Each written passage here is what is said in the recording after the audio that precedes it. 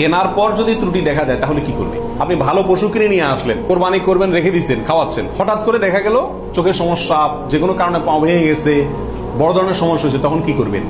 উত্তর হলো, যদি আপনি গরিব মানুষ হন তাহলে সেক্ষেত্রে যেটা আছে ওইটাই জবাই করবেন। আর যদি আপনার সামর্থ্য থাকে তাহলে সেক্ষেত্রে আপনার ওইটার বদলে আরেকটা পশু কিনে সেটাকে কি করবেন? কোরবানি করবেন। ফাতেমা, আপনি জানতে চেয়েছেন আমার হজ করার মতো টাকা আছে, কিন্তু আমার স্বামী মারা গেছেন, আমার কোনো সন্তান নেই এবং কোনো ভাই বোন নেই, শুধু বাবা আছেন। আমার বাবা অসুস্থ, এই অবস্থায় আমার উপর হজ কি ফরজ হবে? আমি কি আমার মার সাথে হজে যেতে পারবো? স্বামী যেহেতু মারা গেছেন, কোনো সন্তান যেহেতু নাই, শুধু বাবা মা আছেন, বাবা অসুস্থ হওয়ার কারণে তাকে আপনি নিতে পারছেন না, মায়ের সাথে হজে যেতে পারবেন কিনা? উত্তর হলো না। আপনাকে হজে যেতে হলে কোনো একজন মাহরাম লাগবে। নবী আলাইহিস সালাম বলেছেন, কোনো মহিলা, কোনো নারী তার কোনো মাহরাম পুরুষ ছাড়া অন্য কারোর সাথে সফর করবেন না। এটা আপনার নিরাপত্তার খাতিরেই এই বিধান আল্লাহ রাব্বুল আলামিন দিয়েছেন। আপনার মা যে যাচ্ছেন তার মাহরামকে অবশ্যই তার এবং আপনার মাহরাম থাকতে হবে। হজে যাওয়ার জন্য একটা গুরুত্বপূর্ণ বিষয় হলো, আপনার মহিলা হিসাবে একজন নারীর কাছে যদি দুইজন ব্যক্তির হজের টাকা না জমে তাহলে সেক্ষেত্রে আপনার উপর হজ ফরজ নয়। আপনার উপর হজ ফরজ হতে হলে, একজন নারীর উপর হজ ফরজ হতে হলে ডাবল হজের টাকা থাকতে হবে। বিদায় আপনার শুধু টাকা হয়ে গেছে, এই জন্য হজ ফরজ হবে না একজনের টাকা থাকলেই। নামাজ পড়া যেরকম কিছু কিছু সময় নিষেধ আছে, স্ত্রী সহবাসের জন্য এরকম করে নিষিদ্ধ সময় আছে কিনা, এই প্রশ্ন উত্তর হলো না। দুটি সময় নির্দিষ্ট করে বলা যায় যে এই সময়গুলোতে সহবাস করা জায়েজ নেই, হারাম। তার একটা হলো মাসিক যখন হয় তখন, এবং সন্তান হওয়ার পরে যে রক্ত যতদিন থাকে ততদিন, নেফাস হয় যতদিন, সেটা সেই সময়। আরেকটা হলো যে ফরজ রোজা যদি রাখা হয় রমজান মাসে, তাহলে ওই রোজা অবস্থাতে। এই দুই সময় ছাড়া পুরুষের জন্য স্ত্রী সহবাস বা স্ত্রীর জন্য স্বামী সহবাস কোনো অবস্থাতে আর নিষেধ না। অনেকেই বলেন যে অমুক সময় সহবাস করা মাকরু, অমুক সময় সহবাস করা হারাম, অমুক সময় সহবাস করা ঠিক না।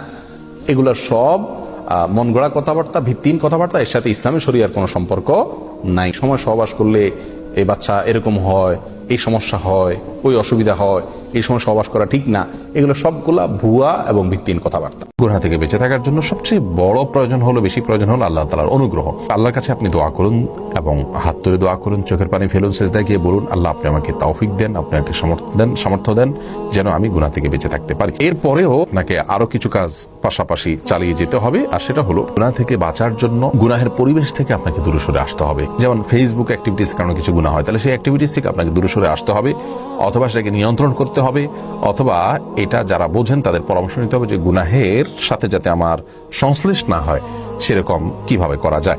যেমন কিছু কিছু আইডিকে আপনি আনফলো করে রাখলেন, ব্লক করে রাখলেন, এগুলোর মাধ্যমে আপনি অনেক গুনাহ থেকে বাঁচবেন। এক কথায় গুনাহের পরিবেশ থেকে বাঁচার জন্য চেষ্টা করতে হবে, তাহলে ইনশাআল্লাহ সহজ হবে। এর পাশাপাশি আল্লাহ রাব্বুল আলামিনের কাছে দোয়াও করবেন। যারা গুনাহ থেকে বেঁচে থাকেন, খুব মুত্তাকি মানুষ, তাদের সাথে উঠা বসা এবং ভালো মানুষদের সাথে থাকবেন, খারাপ মানুষের সঙ্গ থেকে বেঁচে থাকার চেষ্টা করবেন। কোরবানির গোশত কিভাবে বন্টন করবেন, কয় ভাগ করবেন? এর উত্তর হলো, কোরবানির পশু 3 ভাগে বন্টন করা উলামা ইকরাম মুস্তাহাব বলেছেন, কিন্তু কোন হাদিসে এর ক্ষেত্রে আলাদা করে এভাবে নির্দেশ করা হয় যে 3 ভাগ করতে হবে। আল্লাহ কোরআনে বলছেন, ফাকুলু মিনহু, তোমরা কোরবানির পশু থেকে নিজেরা খাও, ওয়া আতইমু আল কানিআ ওয়াল মুতাররা, ধনী গরিব সবাইকে দাও। তাহলে ধনী গরিব 2 ভাগকে দাও, আবার নিজে খাও, 3টাই হয়ে গেল এখানে। এর থেকে 3 ভাগ মোটামুটি ভাবে ইঙ্গিতে বোঝা যাচ্ছে, কিন্তু এটা কোনো জরুরি কিছু না। আর সহিহ মুসলিম হাদিসে আছে, নবী আলাইহিস সালাম বলেছেন, তোমরা নিজেরা খাও, আবার রেখেও দাও, আবার দানও করো, অর্থাৎ 3টা করা যাবে। সহিহ মুসলিম আরেক বর্ণনায় আসছে, তোমরা খাও এবং মানুষকে খাওয়াও।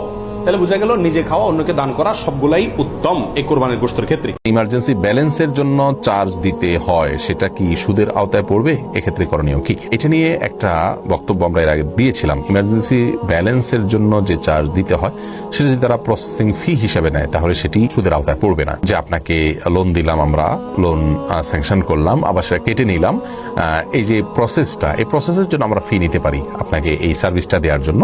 অতএব সেই পারপাস যদি নেওয়া হয় তাহলে সেটি সুদের আওতায় পড়বে না। আবার আরেকটি এখানে বিষয় আছে যে এখানে ইমার্জেন্সি ব্যালেন্স যেটা দিচ্ছে সেটা আসলে নগদ টাকা বা কারেন্সির মতো নয়। তো সুদের যে আইটেমগুলো আছে সেটার মধ্যে আসলে ব্যালেন্সটা পড়ে না। এই কজ দেখে অনেক উলামা এটাকে সুদের আওতায় পড়ে না বলে মন্তব্য করেছেন।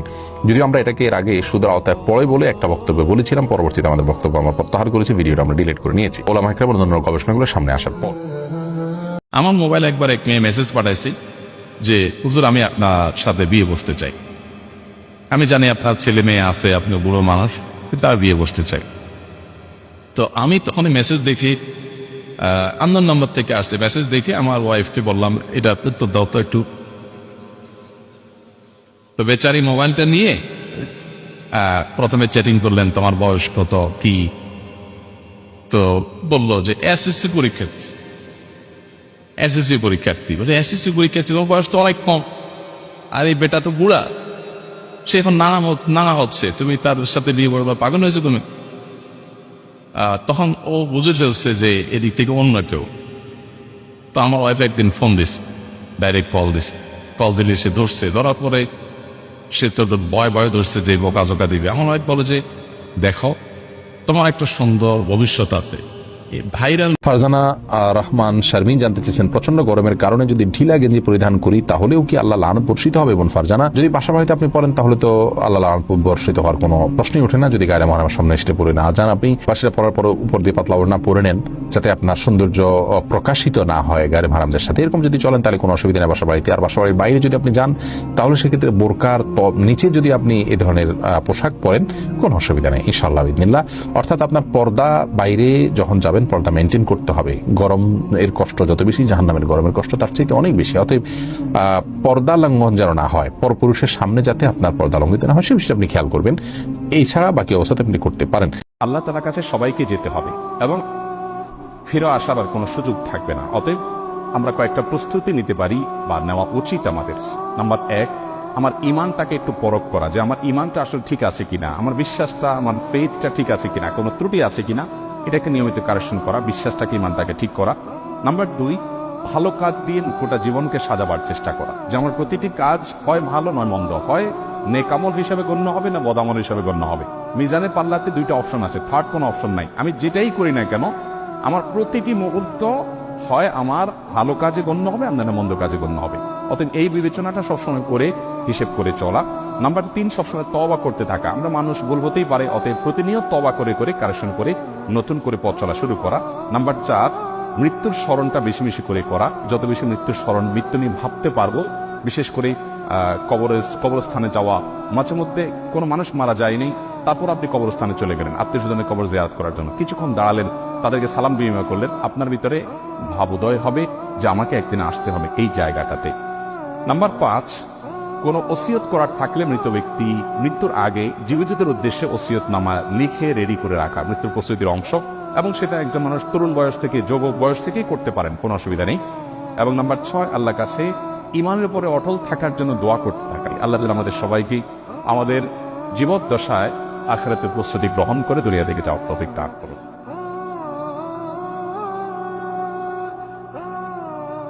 এদিকে জানতে চেয়েছেন, আমি প্রবাসী, এশার নামাজের পর তাহাজ্জুদ নামাজ পড়ে থাকি, তা সঠিক কিনা?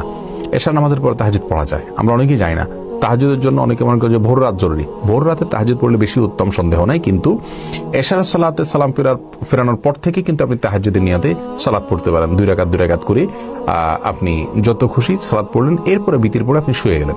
এটাও ইনশাআল্লাহ কিয়ামুল লাইল বা রাত জেগে যে সালাত আদায় করা তার সওয়াব আপনাকে এনে দিবে। যদিও মূল তাহাজ্জুদ, হুজুদ শব্দের অর্থই হলো ঘুম থেকে উঠে সালাত আদায় করা। অতএব আপনার তাহাজ্জুদ এটা হবে ঘুম থেকে উঠে সালাত আদায় করলে, সেটা হলো প্রকৃত তাহাজ্জুদ এবং তাহাজ্জুদের মূল ফরম্যাট। কিন্তু এশার সালাতের পরে তাহাজ্জুদ নিয়ে সালাত আদায় করেন, সেটা তার কারণে আপনি কিয়ামুল লাইলের সওয়াব পাবেন ইনশাআল্লাহ বিইذনিল্লাহ। নাইমা হচ্ছে কানামা ভালো, অন্তত এটা চালু রাখা উচিত। কিভাবে অতি শীঘ্রই দোয়া কবুল হয়? শুধুই কি নামাজ নাকি অন্য কোনো নিয়ম আছে? দোয়া কবুলের জন্য সবচেয়ে বড় বিষয় হলো তাড়াহুড়ো করা যাবে না। শীঘ্রই বা কুইক দোয়া কবুলের কোনো ভার্সন নেই। আপনি যে বিষয়টাকে খুব দ্রুত চাচ্ছেন, আপনি কি জানেন যে সে বিষয়টা আপনার জন্য কল্যাণকর কিনা?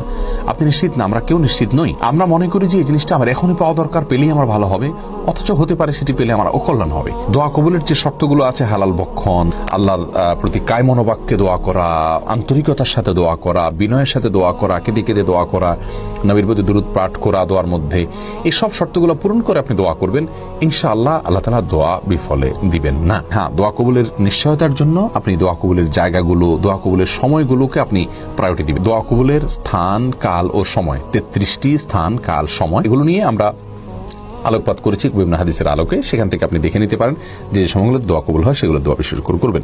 তাহাজ্জুদের নামাজের আরবি নিয়তটা কিভাবে করবো? আর তাহাজ্জুদ সহ যে কোনো নামাজ কি আয়াতুল কুরসি পড়া যাবে?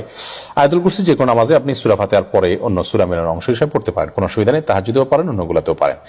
আর মুখে আরবি হোক বাংলা হোক কোনো নিয়ত করা আবশ্যক। স্ত্রীর কথা মতো হস্তমৈথুন করা যাবে কি না? স্ত্রী হস্তমৈথুন করতে কেন বলবেন? যদি কোন স্ত্রী হস্তমৈথুন করতে বলেন তাহলে এটা অসুস্থতা, এটি জায়েজ নয়। কোরআনে কারিমে আল্লাহ বলেছেন যে মানুষের যৌন চাহিদাকে চরিতার্থ করবার জন্য আল্লাহ বৈধ যে পথ রেখেছেন, স্বামী স্ত্রীর যে মিলনের পথ রেখেছেন, এবং বৈধ পথ ছাড়া অন্য কোনো উপায় যদি কেউ তার যৌন চাহিদাকে চরিতার্থ করে, আল্লাহ তাআলা বলেছেন ফাউলাইকামুল আদুন, তারা সীমা লঙ্ঘনকারী। সূরা মুমিনুনের শুরুর দিকের আয়াত থেকে বোঝা গেল যে হাত দিয়ে যদি কেউ বীর্যপাত করে তাহলে সে সীমা লঙ্ঘনকারী, কারণ এটি কোনো সুস্থ বা স্বাভাবিক পদ্ধতি নয়। বিধায় স্ত্রী চাইলেও তার হস্তমৈথুন করা জায়েজ নাই। হ্যাঁ, যদি কেউ এমন কোন জায়গায় এমন কোন কঠিন সিচুয়েশনের মধ্যে পড়ে গেছেন, যে এমন পরিবেশে আছেন যে এখানে তিনি তার যৌন চাহিদা যদি তিনি কোনোভাবে অবদমন না করেন তাহলে জিনায় লিপ্ত হয়ে যাবেন, তাহলে সেক্ষেত্রে কোন কোন ফকিগণ ওই ব্যক্তির জন্য ওই সময়ে হস্তমৈথুনকে জায়েজ বলেছেন।